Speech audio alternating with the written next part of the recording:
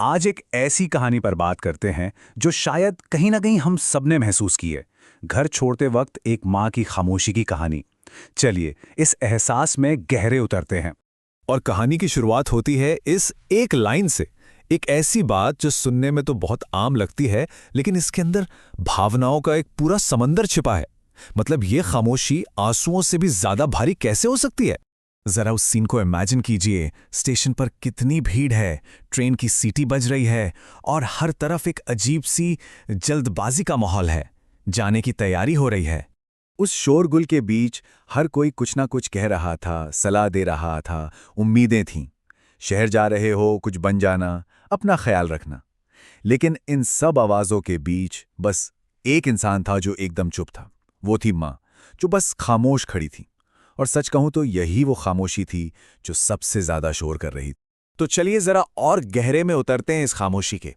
ये सिर्फ लफ्जों की कमी नहीं थी, नहीं, इसमें वो सब कुछ था जो कहा नहीं जा सका। मतलब विदाई के समय जो चीज़ें हम एक्सपेक्ट करते हैं ना, कि कोई कुछ पूछेगा, दुआएं देगा, या चलो कम से कम आंसू तो होंगे, उनमें से कुछ भी नहीं था।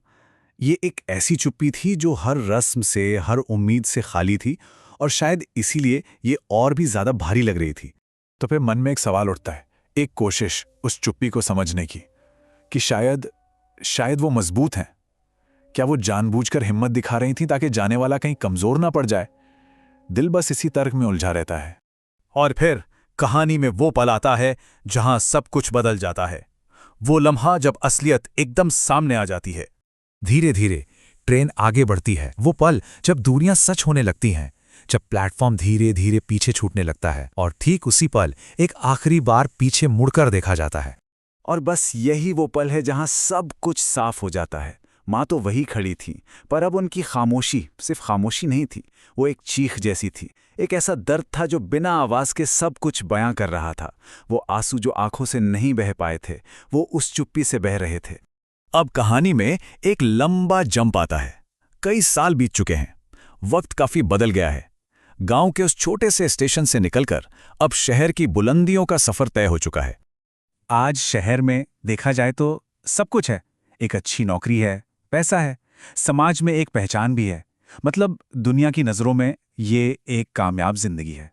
पर जानते हैं, हर कामयाबी के बाद भी कुछ एहसास होते हैं जो वक्त के साथ धुंधले नहीं पड़ते। कुछ यादें हैं जो हमेशा ताज़ा रहती हैं, एक गूंज की तरह जो कभी पीछा ही नहीं छोड़ती। और आखिर में सच बस यही रह जाता है। शहर का इतना शोर, इतनी कामयाबियां, सब कुछ उस एक खामोशी के आगे फीका पड़ जाता है। माँ की वो चुप्पी जो सालों पहले स्टेशन पर छूट गई थी, आज भी सीने में सबसे ज्यादा शोर करती है। शायद कुछ अनकहे एहसास ही जिंदगी की सबसे बड़ी हकीकत होते हैं।